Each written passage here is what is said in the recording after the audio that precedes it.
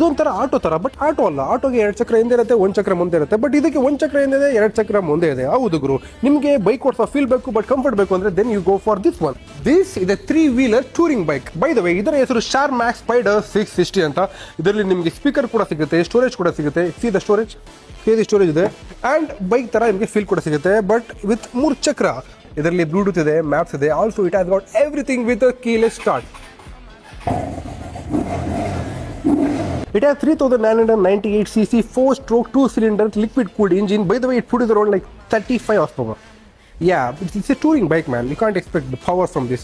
Mainly ಈ ಬೈಕ್ನ ನೀವು ತುಂಬ ಲಾಂಗ್ ಡ್ರೈವ್ ಹೋಗಬೇಕು ಅಂದರೆ ಲೈಕ್ 1000-2000 ಆ ಥರ ಕಿಲೋಮೀಟರ್ ಹೋಗ್ಬೇಕಂದಾಗ ಇದನ್ನ ಚೂಸ್ ಮಾಡ್ತಾರೆ. ಯಾಕಂತಂದರೆ ಇಬ್ಬರು ಕಂಫರ್ಟಬಲ್ ಕೂತ್ಕೋಬೋದು, ನಿಮ್ಗೆ ಯಾವುದೇ ರೀತಿಯ ಬ್ಯಾಕ್ ಪೇನ್ ಇರಲ್ಲ. And more over it's very safe. ಯಾಕಂದರೆ ಮುಂದ್ಗಡೆಯಿಂದ ಯಾರೋ ಬಂದು ಗುದ್ರು ಕೂಡ ಆ ಒಂದು ಇಂಪ್ಯಾಕ್ಟ್ ನಿಮ್ಗೆ ಬರೋಷ್ಟಿಗೆ ಇಂಪ್ಯಾಕ್ಟ್ ಕಡಿಮೆ ಆಗಿರುತ್ತೆ. By the way, it cost ಒಂದು 35,000 rupees. ಸಾರಿ, ದಿರಮ್ಸ್. ರೂಪೀಸ್ ಅಂದರೆ ಈಗಲೇ ಒಂದು 100 ತೊಗೊಂಡ್ಬಿಡ್ತೀನಿ.